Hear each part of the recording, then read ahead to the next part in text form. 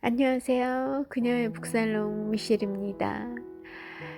네, 오늘은 어린 왕자 소개해 드릴 겁니다. 소개랄 게 없죠. 다 아시는 이야기일 테니까요. 그냥 오늘 어린 왕자가 다시 보고 싶었어요. 그래서 좀 들춰봤죠. 그래서 함께 하려고 합니다. 생텍쥐페리의 어린 왕자 소개 문장 읽어드릴게요. 아니야, 보아구렁이 속의 코끼리는 필요 없어. 보아구렁이는 아주 위험해. 그리고 코끼리는 아주 거추장스럽고, 내가 사는 곳은 모든 것이 아주 작거든. 내가 원하는 건 양이야. 양을 그려줘. 라고 어린 왕자가 요청하죠. 이렇게 나는, 소설의 화자인 나는 6살 때 그렸던 첫 번째 그림의 진의를 알아봐주는 사람을 어른이 되어서야 만나게 됩니다. 그것도 불시착한 사하라 사막에서 말이죠. 내 그림을 알아봐준 그는 바로 어린 왕자였어요. 어린 왕자는 마음으로 사물을 읽을 수 있는 아이였죠. 가장 중요한 것은 보이지 않고 마음으로 봐야만 보인다는 여우의 가르침을 마음에 품고 있는 아이였습니다. 어린 왕자와 그 맑디 맑은 영혼을 가진 어린 왕자와 나의 인연은 이렇게 시작되었던 겁니다. 생텍쥐페리는 어린 왕자를 마음에 담아가지고 다니는 한 어린 녀석이라고 말했죠. 어린이용 글을 써달라는 한 출판업자의 제안을 받고 이 생텍쥐페리가 쓰기 시작한 어린 왕자는 제2차 세계대전이 한창이던 1942년 크리스마스용으로 기획됐었어요. 크리스마스 때 어린이들을 즐겁게 해줄 그 목적으로 크리스마스 특수를 노린 그 출판업자의 제안으로 쓰여지게 됐던 그런 책입니다. 실제로는 1943년 4월에 미국에서 발간이 됐어요. 발간된 1943년으로부터 어린 왕자의 나이를 세어보면, 헤아려보면 나이가 이제 80 가까이 됩니다. 그리고 생텍쥐페리의 고향인 프랑스에서는 그가 사망한 이후인 1945년 11월에 발간이 됐어요. 세계 160여 개 언어로 번역이 되었고요. 1억 부 이상 팔린 최고의 베스트셀러가 바로 이 어린 왕자입니다. 다시 소설의 스토리로 돌아가 볼게요. 화자인 나는 비행사죠. 비행기 조종사예요. 6년 전에 사하라 사막에 비행기를 타고 가다 불시착을 하게 됩니다. 단 일주일분의 물만을 갖고 있는 그런 절체절명의 상황이었어요. 그 속에서 어린 왕자를 만났습니다. 어린 왕자는 내가 6살 때 그린 코끼리를 삼킨 보아뱀의 그 뱀의 속, 뱃속을 읽어내요. 그리고 우리는 친구가 됐죠. 알고 보니 어린 왕자는 B612라는 소혹성에서 왔습니다. 고향이 B612라는 소혹성이었죠. 사흘째 되는 날, 어린 왕자는 바오밥 나무에 대해 이야기했습니다. 그리고 그 다음날 나흘째 되는 날에는 하루에 44번이나 석양을 바뀌었던 그 어린 왕자의 소혹성 이야기를 나누게 되죠. 눈앞에 그 어린 왕자의 소혹성에서 어린 왕자가 바라봤던 그 석양이 펼쳐지는 것 같습니다. 이렇게 스토리를 생각만 해보아도 이미지가 쭉 펼쳐져요. 그게 바로 어린 왕자 이 소설의 매력이 아닐까 합니다. 그리고 그 다음날 5째 날의 대화의 주제는 어린 왕자의 소혹성에 사는 한 송이의 장미 이야기였어요. 그 장미는 어린 왕자를 참 성가시게 했죠. 이것 해달라 저것 해달라 요구가 많은 아주 거만한 장미였어요. 어떤 분들은 이 장미를 남녀가 만나서 결혼한 관계에서 와이프로 상정하기도 하더라고요. 그렇게 이 장미를 내 아내라고 대입해서 이 어린 왕자를 처음부터 끝까지 쭉 읽어나가면 또 문맥이 제법 잘 통한다고 하더군요. 어느 날 한번 날 잡아서 장미를 내 와이프의 이미지로 설정해두고 어린 왕자를 한번 새롭게 읽어보시는 기회 있으셔도 좋을 것 같습니다.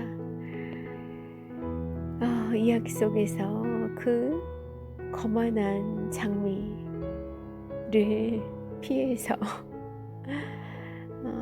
어린 왕자는 인근의 소혹성으로 여행을 떠났죠. 첫 번째 여행지는 임금님이 홀로 다스리는 소혹성이었어요. 백성은 없었습니다. 그 소혹성에는 백성은 없고 오로지 임금 홀로 있어요. 왜 임금인 걸까요? 혼자 있는데 그냥 백성하지 뭐하러 임금할까요? 대체 임금님이 뭐간데 백성도 없는 임금을 하더란 말입니까? 무엇인가 집착하는 감투와 명예와 부와 인정받기를 원하는 그런 우리들의 모습을 이 단일 백성인 국가의 임금 역할을 하고 있는 그 소혹성에서 우리들의 모습을 만나게 되는 거죠. 자, 그 소혹성을 떠나 어린 왕자는 두 번째 별로 옮겨갑니다. 그 별에서 만난 건 허영쟁이였어요. 모든 사람들이 자신을 찬양한다고 생각하는 허영쟁이였죠. 우쭐감이 대단한 그런 사람이었습니다. 스스로 자뻑이 너무나 심하고 자만감에 도취해 있는 그런 허영쟁이였는데 왠지 이 허영군 역시 그리 낯설지가 않아요. 우리 주변에 흔하게 만나지는 그런 인물 같습니다. 관심병 종자처럼 늘 모든 사람이 자기에게 관심이 있다고 생각해요. 모든 사람의 관심을 받고 싶어 하고 독차지하려고 하는 그런 넘치는 자만심을 어쩌지 못하는 바보 그런 허영쟁이들 우리 주변에서 많이 만나지기도 하지만 우리가 그 허영쟁이로 존재하는 그런 경우가 오히려 더 많지 않은가 싶어요. 자신에게 굉장히 관대한 기준을 적용하는 그런 류의 사람이라고 보시면 될 것 같습니다. 자, 그리고 어린 왕자는 또다시 그 다음 별로 이동해 갑니다. 그 별에서 세 번째 별에서죠. 어린 왕자가 만난 사람은 어떤 유형의 사람이었을까요? 네, 바로 술주정꾼이었어요. 얼마큼 주정꾼이었는가 하면 술을 마시는 자신이 부끄럽다고 느끼죠. 그런데 그 자신의 부끄러움을 잊기 위해서 다시 또 술을 마시고 있는 그 정도의 술주정꾼인 겁니다. 술에서 깨어날 리가 없는 늘 취해 있는 상태의 술주정꾼이었던 거죠.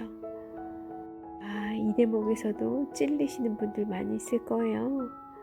이렇게 어린 왕자의 소혹성 탐험은 이어지는데 만나게 되는 그런 인간들의 모습은 참 오래 정 붙이기가 쉽지가 않은 류의 사람들이었던 거예요.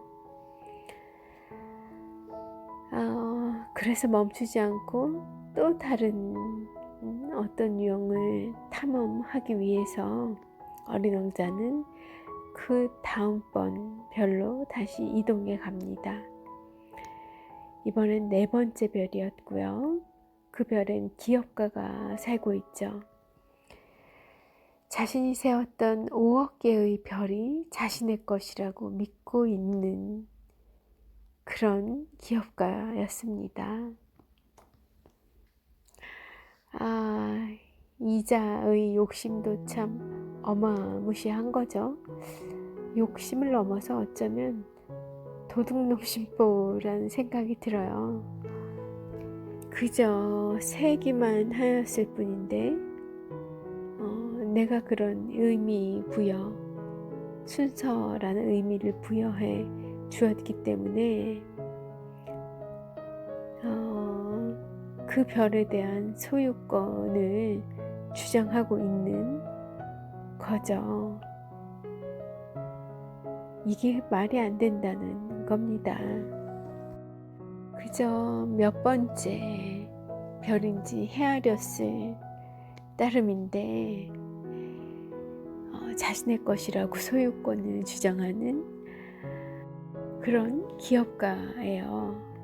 과연 기업가답다 영리 추구를 목적으로 하는 그런 기업의 오너답게, 경영인답게 와우, 아주 손쉽게 5억 개의 별을 자기 소유로 만들어 놓는 탁월한 재능을 가진 그런 기업가를 만나게 되었던 거죠. 자, 그 다음번 별에서는 어린 왕자가 어떤 사람을 만나게 될까요? 바로 가로등을 켜는 사람이었어요. 1분에 한 번씩 점등을 하는 아주 타이트한 업무를 하면서 그는 자신이 불행하다고 생각합니다. 과로가 너무 심했기 때문에 불행감을 느꼈던 거죠. 이런 분들 주변에 너무나 많지 않으십니까? 주변까지 갈 것도 없이 우리 청취자분이시라고요? 본인이 이 5번째 별에 사는 가로등 켜는 사람과 같은 그런 불행함을 느끼는 너무나 많은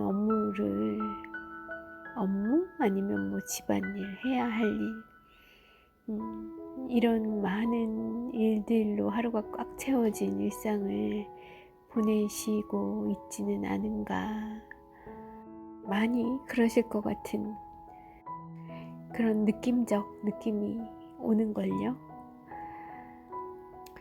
사실은 저도 그래요. 미셸도 그렇습니다. 그런데 깨달았죠. 다행히도 저의 몸이 신호를 보내왔어요. 너 이렇게 살면 안 된다니까? 정신 똑바로 차려, 미셸. 이런 신호를 저에게 주었던 겁니다. 그래서 업무를, 그게 공적인 일이든 사적인 업무이든 모든 업무를 줄여나가는 노력을 하고 있어요. 그런 것들이 저에게 너무나 많은 스트레스와 또 그 스트레스로 인한 여러 가지 몸에 안 좋은 증상들이 보이고 있어서 관련한 책을 몇 권 읽었고요. 그리하니 자연스럽게 내가 어떤 일상으로 바꿔가야 되겠는지가 알게 되더라고요. 그래서 그런 업무들을 줄이고 있습니다. 마음의 스트레스를, 부담을 줄이기 위해서 그냥 오늘 다 해야 된다는 그런 부담감을 좀 많이 내려놨고요. 뭐 그냥 하다가 몸이 힘들면 내일 하지 뭐. 그래도 세상 안 무너져. 큰일 나지 않아. 뭐 그렇게 저에게 대화를 하고 있는 미셸을 발견해요, 요새. 여러분도 우리 청취자분들에게도 그런 자신을 되돌아보는, 그럼으로써 조금 이 스트레스를 이완하고 경감시키는 그런 일상으로 조금 삶의 변화를 주는 계기를 좀 만나게 되셨으면 하는 바람이 드네요. 자, 우리의 어린 왕자 또 여행을 갑니다. 다음 별로 여행을 가요. 6번째 별이죠. 그 별에는 지리학자가 살고 있었어요. 그런데 현장에는 나가지 않는 탁상 공론자 스타일이었죠. 공무원으로 치면 탁상 행정을 하는 그런 참 안 좋은 유형의 지리학자였습니다. 신기하게도 이런 유형 역시 그리 낯설지 않죠. 이 바람직하지 않은 지리학자는 분은 그러나 어린 왕자에게 아주 유의미한 제안을 하나 하죠. 바로 자기가 못하는 그런 현장에 나가보라는 제안을 한 겁니다. 지리학자는 어린 왕자에게 지구라는 별의 행성에 가보라고 조언을 해줘요. 그래서 어린 왕자가 지구로 넘어오게 된 겁니다. 바로 지구가 어린 왕자의 7번째 방문지가 된 거죠.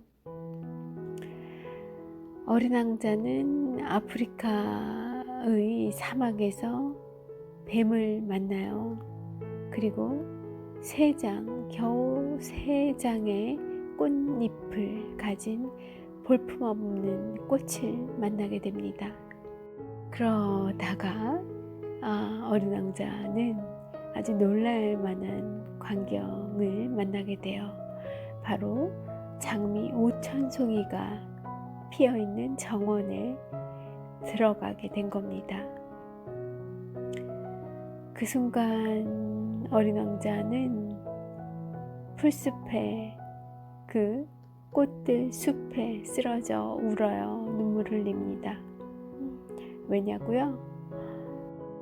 그 자신의 별, 자신이 살았던 B612 소호국성에서 자기를 너무나 성가시게 부렸던, 그래서 이 자신을 여행의 길로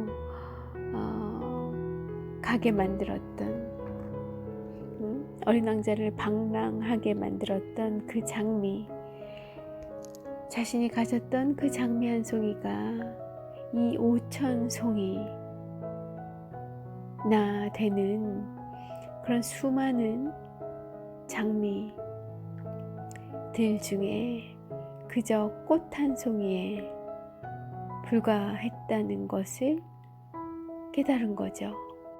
자신에게 그렇게 대단한 위용을 떨치던 장미였는데 세상에 그게 아니었다는 것을 깨닫게 된 겁니다. 그래서 어린 왕자는 절망을 하고 풀숲에 쓰러져 울고 만 거죠. 그 5,000송이나 되는 장미와 그 장미들 각각이, 그리고 어린 왕자의 소호성에 있었던 나의 장미가 같다고 느껴진 거예요. 사실은 그게 아닌데 말이죠.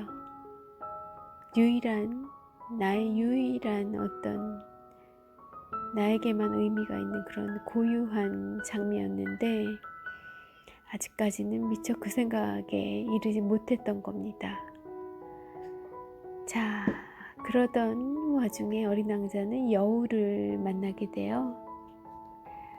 여우는 어린 왕자에게 귀한 지혜를 주는 존재로 소설 속에, 우화 속에 등장합니다. 여우는 말하죠. 아무리 많은 꽃이 있더라도 길들여지지 않았다면 의미가 없는 것이라고 말합니다. 물을 주고 유리덮개를 씌워주고 울타리를 만들어주고 벌레를 잡아주고 꽃이 말해, 그녀의 말에 귀를 기울여 주면서 나를 너무나 귀찮게 성가시게 굴었던, 끊임없이 무언가를 요구했던 그 장미꽃이 내게 아주 소중한 존재가 되었었다는 것을 어린 왕자는 비로소 깨닫게 되죠. 그 장미, 아까 말씀드렸죠. 어떤 이들은 그 장미를 나의 와이프, 나의 연인으로 생각한다고요. 그렇게 세상에 많은 그런 수많은 이성 중에 세상의 세상 인구의 절반에 해당하는 그 이성 중에 그런 서로를 귀찮게 하고 때로 성가시게 하고 때로 무언가를 해달라고 칭얼대고 무언가를 강요하고 또 무언가를 잔소리하고 그런 관계와 대화, 그리고 함께한 경험, 쌓아 올린 역사, 이런 것들을 거쳐가면서 서로에게 소중한 존재가 되어가는 거죠. 내가 장미에게 소중한 존재, 도움을 주는 존재라고만 생각했는데 알고 보니까 그게 아니었다는 것을, 장미 역시 나에게 매우 큰 의미를 가지고 있는 소중한 존재였고, 내 인생에 의미를 부여해주는 아주 고마운 존재, 나에게 도움을 주는 존재였다는 것을, 나를 성장시키는 그런 존재였다는 것을 어린 왕자는 비로소 깨닫게 되었던 겁니다. 자, 하루가 또 지나요. 8일째 되는 날이 된 겁니다. 물이 떨어졌죠. 나와 어린 왕자는 샘을 찾아 떠납니다. 어린 왕자는 말해요. 사막이 아름다운 것은 어딘가 우물이 숨어 있어서 그렇다고요. 그렇게 우물을 찾아 헤매던 그들은 다음 날 9일째 되는 날에 드디어 샘을 찾습니다. 그리고 하루가 더 지난 10일째 되는 날, 어린 왕자는 자기의 별로 다시 612 소혹성으로 돌아갑니다. 지구에 내려온 지 1년째 되는 날이었죠. 이미 두 사람, 어린 왕자와 나는 길들여져 있어요. 어린 왕자와 장미가 서로에게 길들여졌던 것처럼 나와 어린 왕자도 길들여져 있는 관계가 됩니다. 서로가 서로에게 소중한 존재라는 여우의 말이 떠오르죠. 자기가 길들여지도록 맡긴 사람은 눈물 흘릴 각오를 해야 하는 겁니다. 이별은 아픈 거죠. 그렇게 나와 어린 왕자는 이별을 하고요. 어린 왕자는 장미를 다시 만났을까요? 장미가 그동안 어린 왕자가 소혹성들을 방랑하고 지구에서 1년을 보내게 된 기간 동안 장미가 잘 살아내고 있었을까요? 부디 그랬길, 그래서 다시 만났길, 서로의 고마움을 더 절절히 느끼게 된 상태로 다시 만나게 되었기를 바라봅니다. 네, 오늘 어린 왕자 이야기 다시 한번 소개해 드렸어요. 반가우셨길 바라고요. 편한 밤 되시고 내일 행복한 금요일, 행복한 주말 시작하시길 바라드려요. 오늘도 함께 해주셔서 감사합니다. 미셸이었습니다.